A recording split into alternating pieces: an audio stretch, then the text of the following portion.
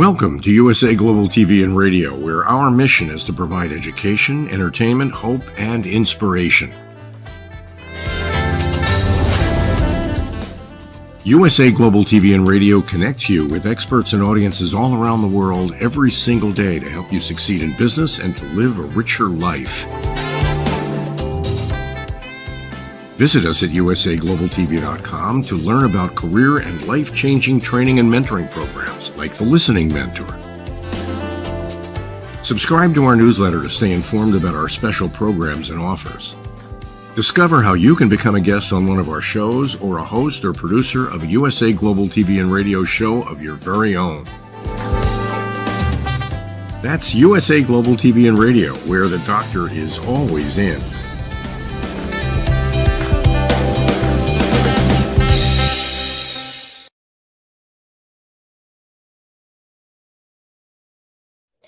Good morning, good afternoon, good evening, and welcome to USA Global TV and Radio. I'm Dr. JACALYN KERBECK, and this is a special show. Our title is Talking Peace Around the World, and our subject today is a world exclusive Defending Democracy for Lebanon, a 30-day sit-in for peace, and today is day 31. Joining me is an esteemed and renowned panel of experts from around the world who are going to welcome our very special guests. First of all, let me welcome our expert correspondent here on USA Global TV and Radio. Her name is HELENA. She is also a world-renowned broadcaster, journalist covering UK royals, news, culture, and tourism. She's also a well-being advocate. Let's welcome her to the program. Hello, HELENA. Come on out. Hello, Dr. JACALYN. It's so lovely to see you. Thank you for such a wonderful introduction. This is a great show. So nice to see you, and what we're doing here today is so important. So let us welcome our other members of the panel, and let's get into our conversation. Also an expert correspondent here at USA Global TV and Radio, another incredible person. You've known him for years. You've worked with him for years, HELENA. He's been a great mentor to me, as have you been. His name is Ian Pelham-Turner. He's a global broadcaster, commentator, and he is a political analyst. Let's welcome him. He's got an audience of over 1 billion. Let's welcome Ian Pelham-Turner. Hello. Good evening, good morning, good afternoon. We're talking to so many continents tonight, but wonderful, and especially on a night like this. It's fabulous. It certainly is. And the one thing I want to share is, just since I met the two of you, the incredible connections, collaborations, the focus and spotlight on people around the world who typically don't have a voice. It's so much of a credit to the two of you, and I thank you so much for that. Bless you. Thank you. Thank you for your platform that allows everyone to shine and tell their story. It takes a village. It takes a lot of people to make it happen, and you two are really there at the center. And you've introduced me to our next panelist, who is also an incredibly well-established and successful person. Her name is DAIZY GEDEON. She is an internationally renowned, award-winning journalist and filmmaker. She's an entrepreneur, a speaker, a humanitarian, and an activist. Let's welcome her to the show, DAIZY.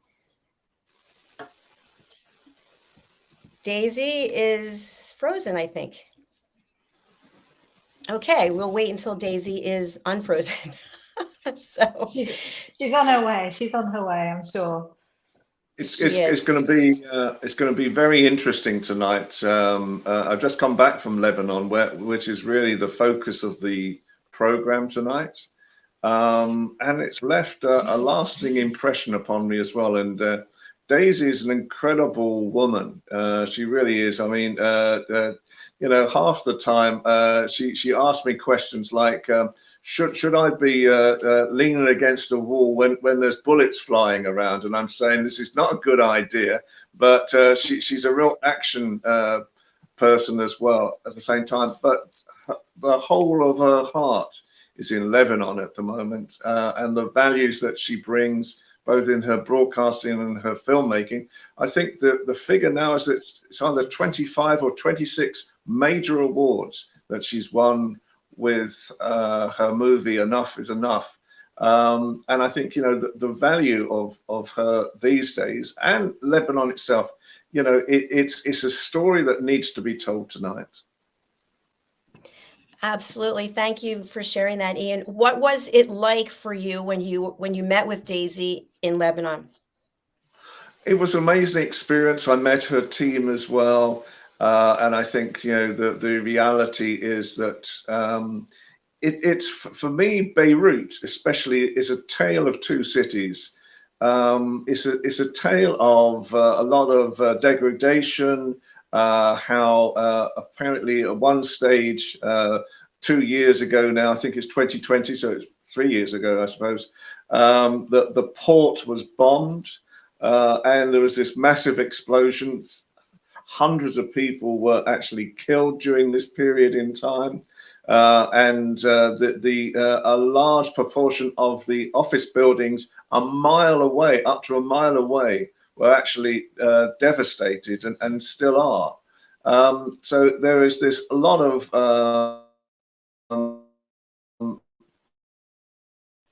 in the streets. And there, it is almost like really looking at a country on its knees.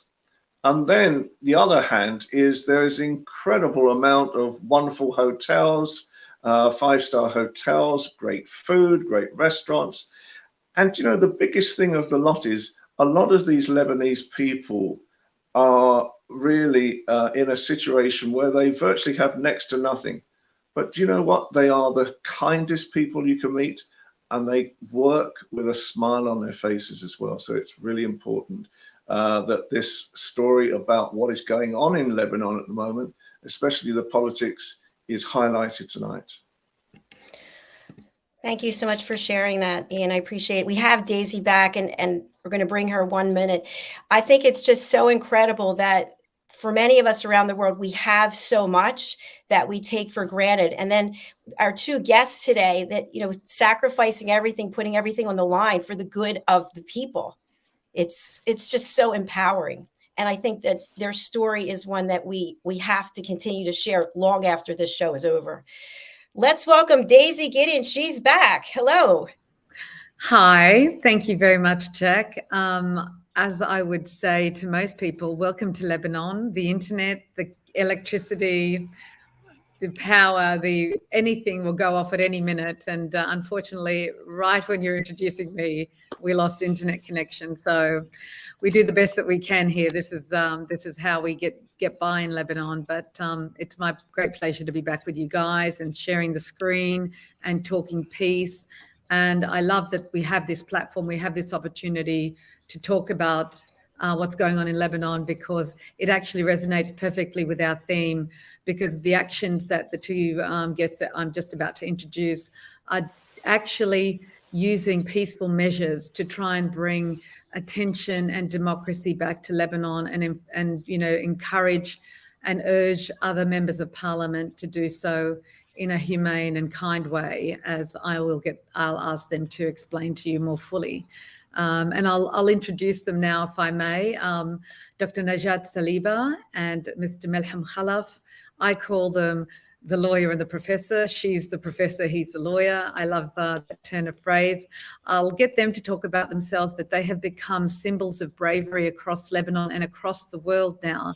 They're getting, you know, such great following around the world, and I think they deserve every inch of it, because they're doing something extraordinary and putting themselves out so much just to draw attention to how important it is to preserve the Lebanese constitution, abide by it, and follow democratic means and measures to restore order and governance back to Lebanon. So without further ado, do we want to play the video first, or should we introduce them, Jack? I think we should play the video first. Okay, so I'll hand it over to you. It's ready to go. You're in charge. Okay, let's take a look. Tonight, I stand outside a darkened Lebanese parliament building to deliver this message to mark the 1 month anniversary of the sit-in by two brave Lebanese MPs, Dr. NAJAT Saliba and Mr. KHALAF, the lawyer and the professor, who have given up all of life's comforts to stand as guardians of Lebanon's constitution and democracy, have tonight taken a risk to commemorate this important date and deliver a message of hope for all Lebanese and for the institution of democracy all over the world. 30 يوم داخل المجلس النيابي. 30 نهار وليل بقينا هون لأنه بدنا نحمي الدستور، لأنه بدنا نفعل القوانين، لأنه بدنا نحمي الديمقراطية، والديمقراطية بتعني الاهتمام بحقوق الإنسان. مظبوط 30 يوم لأنه في نهج جديد اليوم عم يخلق بلبنان. هيدا النهج نهج احترام القوانين والدستور، هيدا نهج كلنا بنخضع له. هذا وطن بيحترم حاله بيحترم شعبه. منبلش بانتخاب رئيس ونكمل لتفعيل حكومة برلمان. من هون بدنا انه ال 128 نايب يتحملوا مسؤوليتهم ويجوا ينتخبوا رئيس. 128 نايب هن المسؤولين الوحيدين عن انتخاب رئيس الجمهورية وعن استعادة الحياة العامة. المؤسسات الدستورية نحن المسؤولين. شعبنا عم بيئن كل يوم أكثر وأكثر، ونحن منا تحت قبة البرلمان لنرجع نكون السلطة، نرجع نأمن للناس حقوقها، حدا يعالج مأساتها. الناس إلهم حق علينا إنه نحن نهتم فيهم وبحقوقهم وبمطالبهم. هن حطونا هون، هيدا بيتهم. من جان هيك أكيد رح نكمل ورح نضلنا عم نعلي الصوت لكلنا سوا نرجع نعرف قد ايه واجبنا الوطني، الواجب الدستوري، الواجب الحقوق الأخلاقي، الواجب الإنساني إنه نكون هون لننتخب رئيس جمهورية بأسرع وقت. إن شاء الله هالقدوة والأعلام اللي حطيناهم على الكراسي وعلى الطاولات يضووا بضمير وقلوب النواب لحتى يجوا يشتغلوا شغلهم. اليوم خلينا ننقذ الوطن، هيدي هي المسؤولية. Nous faisons appel à toutes les consciences du monde libre pour venir en aide à ce peuple, pour dire et pour crier haut et fort que ce Liban mérite d'être soutenu et d'être soutenu dans sa lutte pour retrouver un état de droit.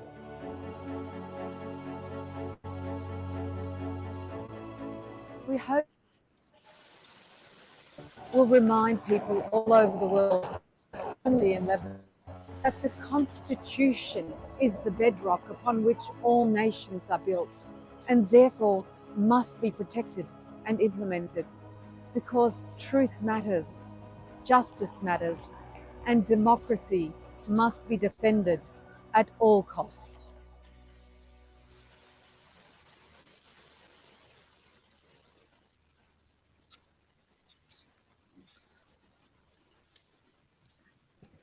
Wow. Thank you. Yeah. So it was powerful. a very, well, you know, I take my hat off to those two MPs that we're just about to introduce, because they took a great risk by bringing in secretly the ribbons to put on the chairs and the candles, because, you know, it's not, they weren't allowed to do that.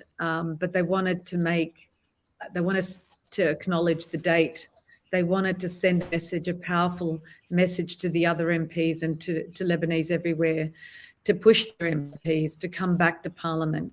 And I thought it was the most ingenious idea and beautiful symbol. It looked so extraordinary, seeing all those candles and those ribbons on those chairs. And I hope it touched the hearts of the MPs. And maybe it's resonating around the world because the video has gone viral. And let's hope somehow it moves them to take action. Absolutely. We have a comment already from Christine Cahill, I believe, on Facebook. Can you imagine a parliament on darkness? Thank you for bringing this to light. Thank you, Christine. Thank you. Thank you so much. So, shall we bring in the guests, the professor and the Absolutely. lawyer? Let's welcome There we them. go. Hello. Welcome. Hello. May we Thank call you. you professor and lawyer? Is that okay with you?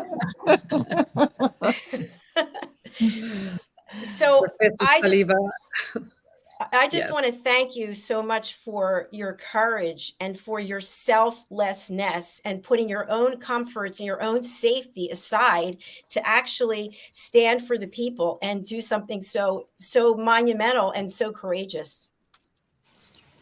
Good evening, everyone. Thank you so much for the opportunity to share what we do and what we stand for with the rest of the world.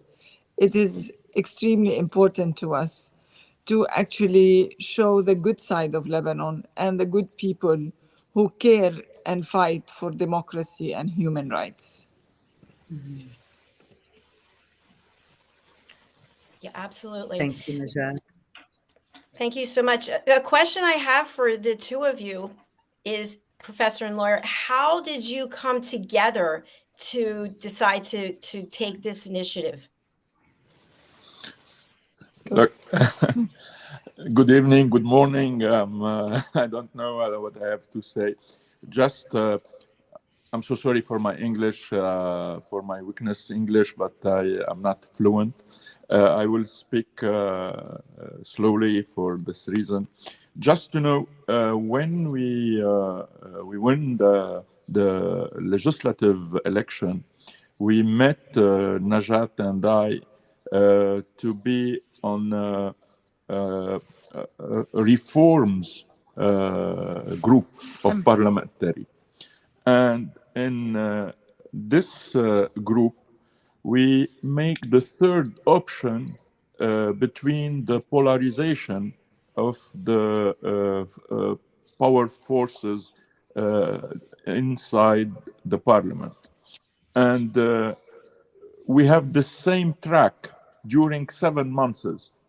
And when we feel the fail of the approach of this class of politicians, we decide to stop the, I don't know if it is the good word, the cyclone. Cycle. The cycle inside in which feeling we live. The two feelings was, the first one is to be incapable to make anything. The second is a feeling of sadness, feel to be in this situation. And when we talk together, we decide to stop this cycle and to be free for our people, and to give hope to our people, to our new generation, to our youth. For all these people, we make the stand and to say, we want just to apply the law. We don't want to lose the democracy. All these things want one thing, is how to restore the state of law. Dr. Jacqueline, if you allow me to also add to the lawyer, Mr. MELHEM. Please do. Yes, like MELHEM said, we were trapped in ineptitude because the parliament was completely divided into two parties who did not want really to advance the work. And this feeling of being incapable of doing anything in the parliament led us to think about ways of breaking those cycles of paralysis. And so we discussed it together, and we decided to start a sit-in after 11 sessions of the parliament meeting to elect a president and 4 months of defaulting on the president's election. and not applying the constitution of opening the sessions continuously until a president is elected. So we saw that people or the parliament was not taking the election of the presidency very seriously. And we have come in here for 11 sessions, waiting for the parliamentarians to take their jobs and the responsibility and talk together, or at least advance 3 names to elect the president. With that, and with no solution that looks at the end of the tunnel, we could not take it anymore for another session.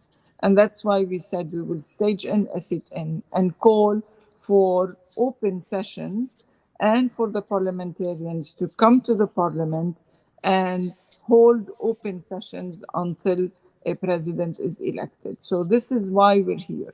We're here to tell the 128 members of the parliament to come, because they don't have to be called upon for them to come as per the constitution. They can come, and when we have a quorum, we can start the election. And we're still waiting for them after 31 days. I want to say also one more thing, that when we made this decision, we made it 2 days before we announced it in the parliament on the 11th session. For 2 days, I knew that I was taking a major risk. And I knew that if I come in here, I have a battle that I have to win. And it might be a risk I'm taking to lose all my political career.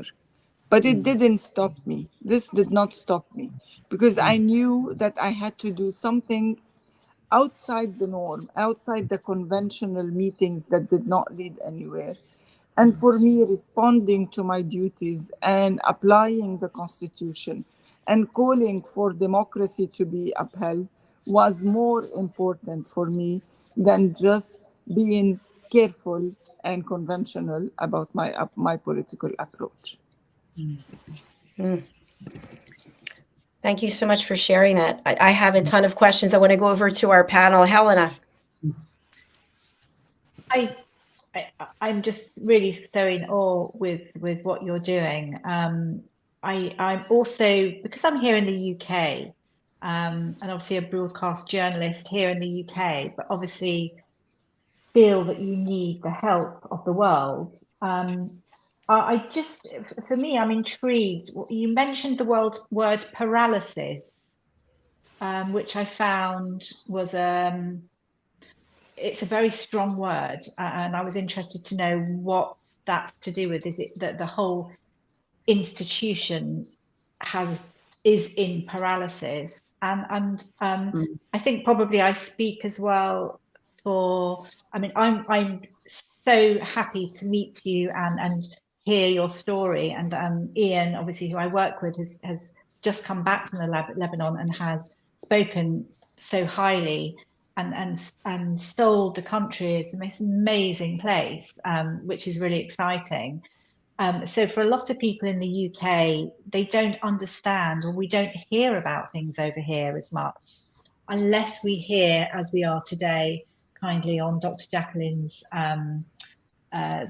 great network, and Daisy bringing you in. We don't understand why you are the 2 MPs here that are, you know, sitting in vigil, which is incredibly admirable. Where are the other MPs that were elected? Is there what's the reason behind it? You know, what there's thousands of questions. You know, what can we do to help? Is our international help required? You know, I'll stop and allow you to speak, but I think it's just having that little bit of understanding. And that word paralysis is very interesting. Look, I think we don't. I don't have the answer from my side. Maybe the question should be oriented for the other MPs. What I think, we are the traditional political forces in Lebanon didn't assume their responsibility as by themselves. They want all the time to have the regard of the international interest, the regional interest, and they all the time they have these crises with these levels. And it's the first time we push them to be independent and to be free from any other interest. And I think what we make in our sit-in is to make a highlighter for own decision and for own responsibility. I think when you have an interest, any other interest than the interest of the Lebanese people, you create this crisis. This maybe it's an answer. That what this is my personal opinion, but you know, it's very hard to answer about others. I just want to give a brief history of who are most of the MPs who are in the parliament here. Most of the MPs come or represent warlords who have been who have been responsible for the civil war back from 1975 until 1990. And then since 1990, the warlords have decided to stop the war, the civil war that is, and come to parliament and rule the country. And so they gave impunity. They forgave themselves, and they said, okay, now amnesty law. Okay, and so they decided now they don't want to do any civil war, but they wanna be in the parliament and be ruling the country with peace, supposedly. And since they started ruling the country, they have divided the country into pieces that they rule, and whenever they meet in the government, they continue to be dividing all the resources of the country. Now, when it comes to decision making, they have to make sure that every decision that they have to take is suitable to those 5 or 6 parties that are ruling the country. And this has led the country to a complete disaster, from economy to social to cultural to environmental and financial. It is now, after 30 years of ruling in this way, we are in a complete collapse from all aspects, because they did not respect the state of law. They were only doing everything that is of benefit to themselves or to their own party. And so they divided the environment. So they have some parties rule the quarries, some other parties rule the water, some other parties rule the agriculture. It's devastating. So that's why when the change MPs came after the election, after the recent election of 2022, and this is the result of the revolution, when people in 2019 went down to the street and said, enough is enough, we don't want those rulers to continue ruling in this way, feeding into clientelism and dependency. This is when the people elected 12 MPs, and we are the MPs of change that are calling for democracy. We're calling for equality. We're calling for justice, and we're calling for the state of law. This is why we are the third option. They have divided the parliament into 2 or 3 groups that are able to always divide the resources. We came to say, no, we don't want this clientelism anymore. We don't need this dependency. We want to restore back our country. And when we started talking this way and talking in a non-religious and non-sectarian way, they did not like it because we're disturbing and shaking their ground, and we're telling them enough is enough, go back and form the country. So when you ask us about where are the other MPs don't like what they're hearing. They don't want us to disturb their status quo. But the people have had it. The people have become poor. They have taken, they have confiscated all the resources, all the richness of this country, and unfortunately, they have been really entrenched in the system. That's going to be taking a lot of efforts to change them or to push them out. Mm. Wow. Incredible. Mm. Yeah, Thank you.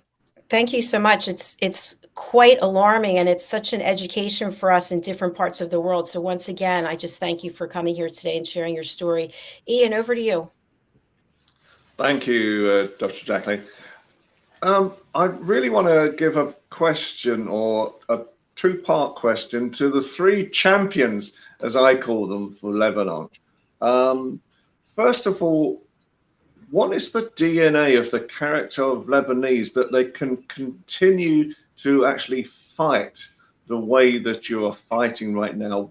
You know, what gives you that purpose, that drive?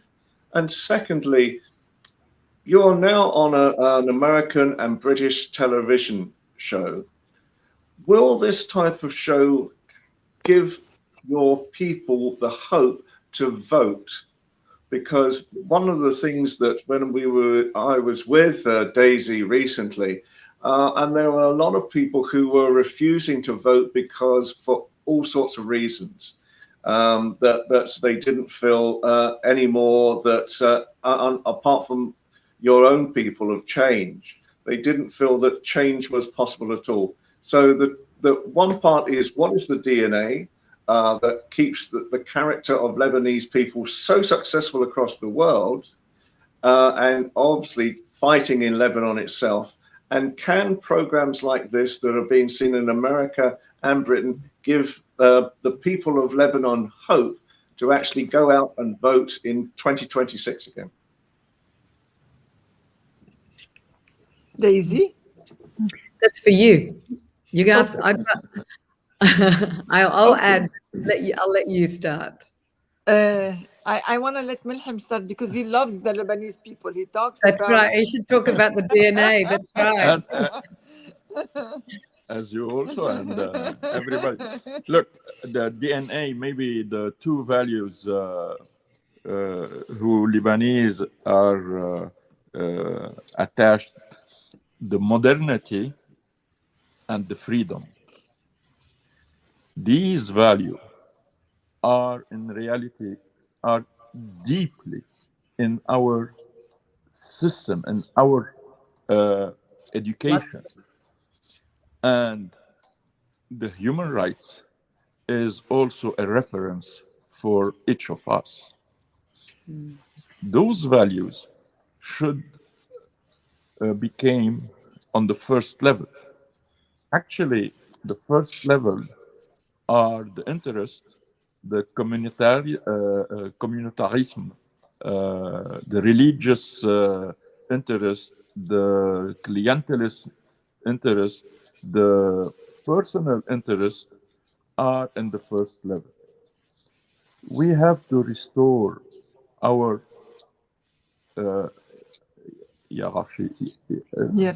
hierarchy of our values. And the DNA of the Lebanese people is in these values and not in the interest. For this reason, we have to give hope to our people, and to give them hope in a side of Lebanon, because actually nobody wants to believe in his future inside Lebanon because he loses the values. For this reason, we are here to fight to these values, to our new generation, to be convinced that we can save our state, and we can save our state through the values, because all the interests make this catastrophic, dramatic situation. And for us, it's very important to go through these difficulties and these malediction or these crises. I think we have to create hope, and create hope through our values. This is the idea from this DNA, who is like how to caché, Stamp. like a stamp of the Lebanese. We all the time want to be on first step of the modernity, but we still we have a roots of values of human rights and freedom, and this what we are feeling like we lose it, and we don't want to lose it. That and for the message of international level, you know, I don't want to ask any government about our hope, but I make an appeal to the conscience of the people of the free world, to tell them, when you have to support any democracy, you save your own democracy. This is our aim message. Save your democracy through our support of the values of democracy. Because if we don't have a democracy, if we lose the democracy, we will be in a dictatorship. And the dictatorship, you don't need anymore the law. We will lose the reference of law. For this reason, the only message we want is to support the democracy and to support this fight for the values of democracy, human rights, freedom, and to restore the state of law.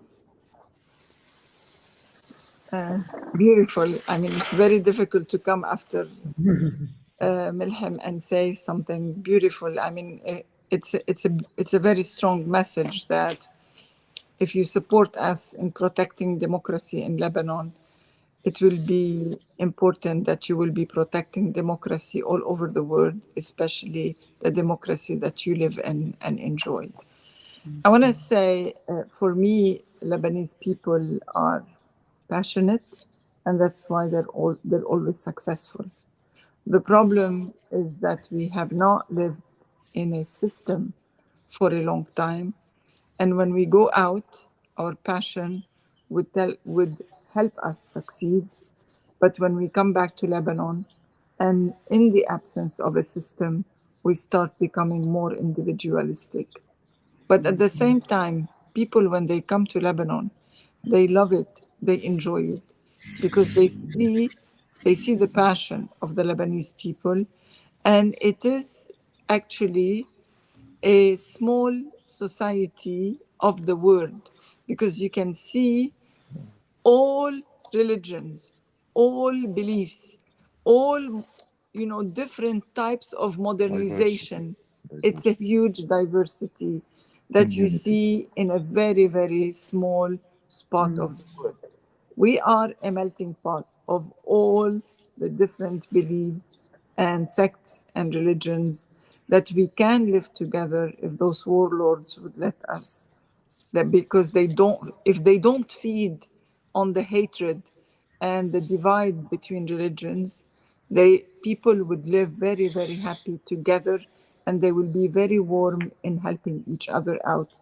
And I say that after experience, because as a professor at the American University of Beirut, we were a place where all the different levels of status, religion, different economic status all came together into one place, and students were very, very actively engaging with each other and supporting each other and living with each other and enjoying the place. I want to talk to the diaspora around the world. I think we are over 15 million people all across the world, and we're only 5 and now probably 6 million in Lebanon. Our strength, our energy, our richness come from the Lebanese across the world. They are our hope. They are our arm to the world.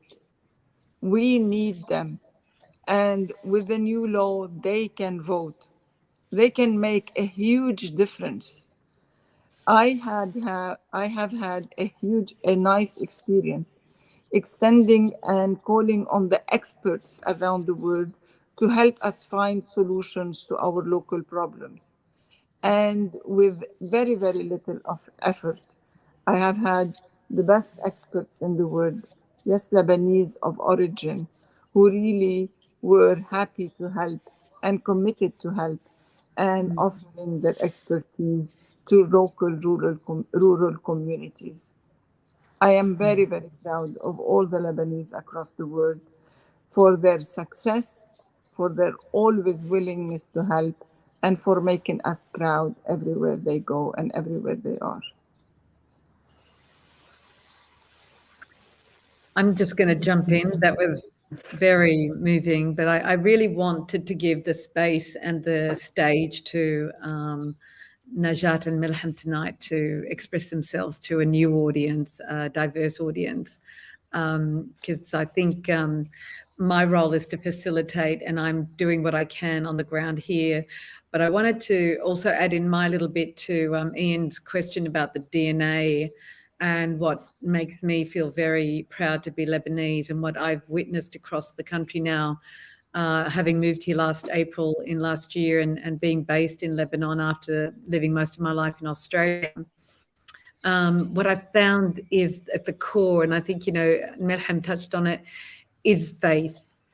I think there is no country in the world, and I've visited many, where its diverse people are so rooted in belief in a higher power, God, and that faith, whether they're Christian, Muslim, Druze, Jews, whatever it is, there is a respect amongst them that has kept this country together.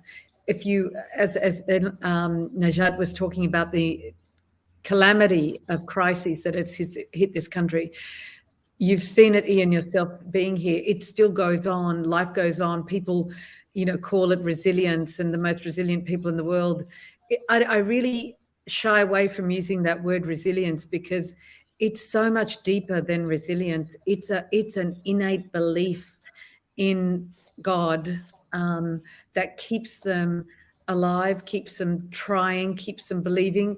I know there is a lot of loss of hope and feeling helpless, but they all still believe in God, and that is what keeps them going. Just their knowledge that God's there for them, and one day they're going to get through this. And the reality of what we need to all be doing is to be able to lift them and assist them out of this, and that's why I'm here. And actions like those being taken by Najat and MELHEM are things that we normally see around the world. They're Gandhi moments, they're those historic times when people just say stop and take this selfless action to bring attention. And I hope by drawing that spotlight onto what Najat and MELHEM are doing to a global audience and focusing on the issue of democracy, which is a global institution, it resonates with everyone. And as MELHEM says, defending democracy in Lebanon allows you to protect democracy in your own country. That is such an important point to make. It's like, Martin Luther King Jr.'s quote, injustice anywhere is a threat to justice everywhere. That's what's going on here. So we want that message to go out to the world, and we want people and audiences and governments and lawmakers and academics and institutions who all believe in, Mm. values, to understand that what they're standing for is very personal to to the rest of the world. And so we should at least be talking about what these two brave MPs are doing, and we should bring it back to just the law, the constitution and democracy, nothing else. And that's what they're trying to preserve, because Lebanon has a strong constitution. It is the model we should follow. It is the law that we should follow to get us out of this. Not, as MELHEM said, go knocking on the doors of external global powers to, use the old system. We need to be relying on ourselves. We have the intelligence, we have the expertise, we have the desire amongst a certain number of people, and we should rely on ourselves as Lebanese to get us out of this situation, and we can. And that's important to say. I think it's very important that people like MELHEM and NAJAT are showing that we can. We don't need external help. We just need external awareness and support of this action. Support globally, pressure on other lawmakers in Lebanon, stand by the constitution, abide by it and implement it, and respect democracy. Thank you. Thank you, Daisy. You're on mute, Jack. Thank you. I always put myself on mute. Nice, Daisy. I really appreciate what you shared there. That was really heartfelt. And what you shared is that we, the people, have the power to make change. We just have to join together and realize that it takes two people to put something into action. It can take one person, but we need to step out and do it. We've got some comments from Let's Talk About Lebanon. Such a powerful message to relay that democracy will prevail. And for decades, Lebanon has been controlled by militia lords and their parties. They infiltrated every faction of our society. They attached our country's interests with their personal, regional, and international interests. For decades, they brainwashed the people with unfounded fears. After October 17th revolution, the hope got ignited again to restore our kidnapped country.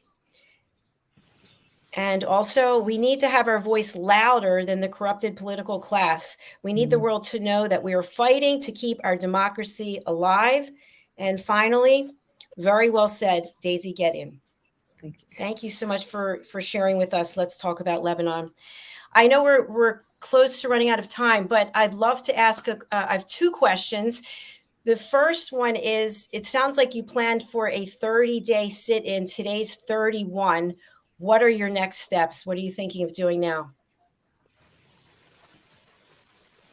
Najat, what are the next steps for the sit-in?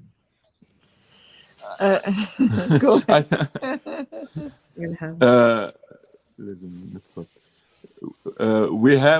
We still here till to elect the president. Our aim is not only to make the election of the president. It's the first step. Our aim is to restore the state of law. And this is through the first step, the step of the election of the president. And after that, we have to restore all the mechanisms, the process of the democracy to make a cabinet and to treat all needs of our population. You know, maybe we have to talk about the suffering of our population. You know, every day, we have an inflation, a super high inflation, hyperinflation. And when you think before 30 days, we have the $1, it's equal about less than 50,000 lira. Now $1 is equal to 82,000 lira. Just to know, this inflation make a huge consequences on the price of the bread, gas, electricity, water, transportation, education, medicines, all these things. Nobody is allowed to treat these problems because we don't have a cabinet, and we don't have we have a vacancy on the presidency, and the parliament couldn't make anything, and he should elect the president. For this reason, we are talk about a dramatic situation about, on one hand, the population who is suffering, and on the other hand, about the democracy in a dangerous situation. And in this level, we have to think how to maintain hope in this dramatic situation. We are here because our step is to maintain hope, and we will still here until first step, the step to elect the president. So we believe that staying here is a way to start rebuilding the country by emphasizing that we need to reinstate the institutions, because right now we live in a complete power vacuum with no president, with a caretaker government, and with a parliament that should not be doing anything except holding open sessions until a president is elected. And so if we were to do anything for the sufferance of the people and to restore our dignity and human rights, we must start somewhere. And we believe unless we reinstate the institution, nothing institutional can be done to actually attend to the needs of the people. That's why we are firm in our stand, and we want to attract the attention of the international community to understand that we are on equal distance with everyone, except for the ones who want to break the law and the ones who don't want to apply the Constitution. We want everybody to understand that unless we rebuild, unless we really apply the Constitution and respect it and reinstate the institutions, the government or our country cannot be rebuilt. It will continue relying on clientelism and dependency towards these warlords. So that's why our message is very clear, and we're happy with the return, that means the reaction of a lot of people from the diaspora and locally who really started to understand our stand and started also to repeat the narrative that we're trying to say, that we really need a state of law. We really need our institutions to function properly like everywhere else, like every other country in the world. This is what we need. We need people to say this. We need people to demand not to give them food and not to give them medicine. We want to give them systems and processes that work. And these cannot happen unless we have a good governance. And that's what we're asking for. To give them their rights. We have to give them their rights. Thank you so much. I appreciate that. Follow-up question. I have about 20, but we'll just go with one follow-up question. Is when you speak, your English is excellent, by the way. When you're speaking, I can hear an echo, and I'm envisioning it's a drafty place that you're in, and it's dark, and it looks like it's cold. And you talked about the suffering of the Lebanese people. What about what you're going through there? What is a typical day like for you? I wake up at 6 o'clock. I take an hour to go home and take a shower, and then come back at 7. By the time I come back, MELHEM would be up and running. And then I start working because my research lab is still going. I have other projects that are still going at the American University of Beirut. I hold couple meetings before the commissions and other parliamentarians start coming to their meetings. And then in the afternoon, we also continue our reading and writing. I'm writing my journal. I started to learn how to write a diary journal, and then in the afternoon, we mostly talk to people, try to again discuss with them, answer their questions, reach out to people as much as we can in order for the word to go out.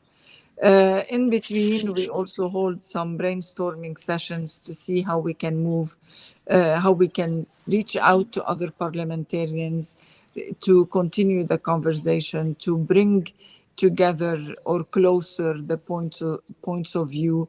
Hopefully we can get them to agree to come back to the parliament and start holding continuous sessions. Yes, it's dark, Dr. JACALYN. It's dark. It's very cold. And it is the case of many Lebanese people. That's why we don't feel that this is an important issue to highlight, because we're not special. We're living the same way other people are living here, unfortunately. I think we are sharing the same situation of millions of Lebanese people. And it's not important to know about us. We have to show the real situation of our Lebanese people. And I think the title is, how is the degree of the suffer of our population? When you have many crises, you have a blast, you have an inflation, you have a financial crisis, economic crisis, a political crisis. All these crises is like a malediction, is like something who is coming from outside of the reality. For this thing, I want just to say, if you don't see the light here, we have to see it in the heart of our people, in our heart of a new generation. For this reason, we are here. Maybe in a dark room, it's not important, but our light, it's the light of hope of a new generation. For this reason, when you look at us, please don't look about the darkness room. Look about the light of our heart for a new Lebanon. Absolutely beautiful. Thank you. We are out of time, unfortunately, but this has been such a powerful and meaningful show. I really thank you for what you're doing. I will go to our panel, just go around, and what would you like to share as we close out today? I'm going to start with Ian.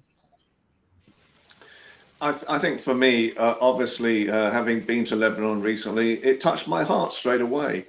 And Daisy will know there was a few tears shed when we were talking about really the values of Lebanon. I get it, from a personal point of view as well. I see a people who sometimes have nothing and yet share everything that they can to make people like myself comfortable. We went and visited a group of people in the hills, and the reality was that they'd spent 2 days cooking just so that we could have food to eat, really great food to eat, and made us feel welcome as well. So the biggest value of, I think, for Lebanon is the spirit of Lebanon and the capacity to show absolute kindness and a great welcome to anyone who is interested to find out about the country. Thank you very much. You're here. Let's go over to Daisy next. I'm not going to take too long because I'd rather hear from Helena, and everyone knows my opinion about Lebanon. But I really just want to actually thank you, Jack. Thank you, Ian. Thank you, Helena, for giving us this platform tonight to allow MELHEM and NAJAT to speak so openly to a new audience. And this is going to be so important to the message that that we need to get out to the world. Thank you. Thank you very much, Daisy. And over to Helena.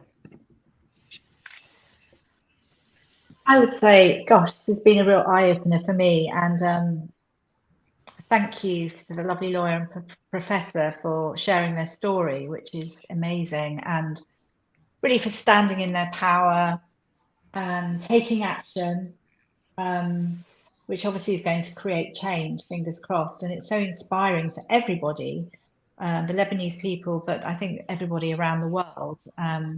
It's really, really enlightening, but also to remember that obviously Parliament is so fragmented, and we do want, I think that the aim is we do want a functioning government and to work towards that. And I am aware that the IMF has got like a £3 billion amount that's there to grab, and I think that's something important to work towards. But I would say that, goodness me, the amount of work and dedication going into this is so admirable. I love good news stories, and I find this incredibly inspiring. So thank you so much. Thank you, Helena. And to our special guests, what would you like to leave our audience with today? I think it's been really a great pleasure and honor to be with you tonight. And I want to thank you for giving us the opportunity to share our passion and our story, and the story of many, many Lebanese who have high hopes in this country and who are willing to fight for this, for the good of this country and the good of the world. I really want to thank you for this great opportunity. And I want to just call on all people who believe in human rights, freedom of speech, and state of law, and defending democracy, to at least use whatever they can to help us win this battle. It's a very, very difficult battle.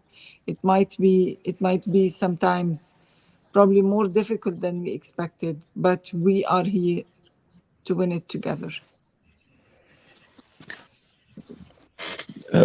On my turn also, yes, just to say thank you for this opportunity, and I have just one idea to say. You know, when you suffer on the personal level or in community level, you want to exist through your friends and through the person who's thinking about you. Today, you have to know we exist through our friends. Thank you to be these friends. Thank you so much. I just want to say that you brought so much education to us today. And that's why I brought up the part about the darkness, because in many places in the world, people don't know what it's like in Lebanon. People don't know about the suffering. And so we have to go into the darkness to get to the light. And so you brought hope and inspiration to all of us here on the panel, and then people all over the world who are watching or listening now live or sometime in the future, as this is going to be out there forever. And I just want you to know that you have a new home here at USA Global TV and Radio. You are welcome to come back and share your story as your journey continues. So we wish you continued success and the best of health and success in your mission. Thank you. Thank you. Thank you so much. Thank you. Please do stay with us as we are coming back momentarily with another exciting show called Hot Topic. And our guest is right here today, Daisy Gideon. So we're going to give her a short break, and then we'll be back coming from our other studio. Thank you so much, everyone, for being here and for sharing your message. Bye for now. Bye-bye. Bye. Bye. Thank you. Bye. Bye.